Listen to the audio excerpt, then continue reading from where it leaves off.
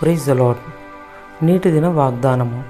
నాశనకరమైన గుంటలో నుండి, జిగటగల దొంగ ఊబిలో నుండి ఆయన నన్ను పైకెత్తను.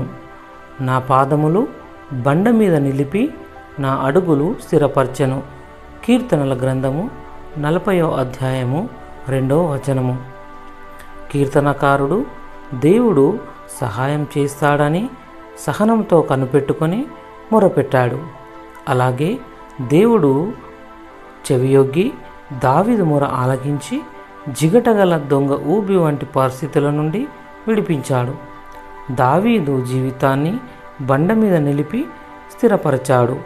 ఊబి వంటి గతించిన పరిస్థితులలో లభించిన విడుదల అతనిలో స్తోత్ర రూపమగు క్రొత్త గీతము పాడాలనే కోరికను కలిగించడంతో పాటు భవిష్యత్తును తన పరిస్థితులలో కూడా దేవునిపై విశ్వాసం ఉంచడానికి మరియు తన కథను ఇతరులతో పంచుకోవాలనే కోరికను బలపరిచాయి.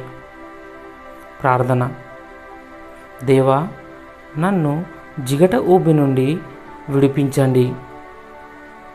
నా ప్రియమైన దేవా, నేను ఊబిలో చిక్కుకున్నప్పుడు సహనంతో నీ కోసం కనిపెట్టుకొని ఉంటాను.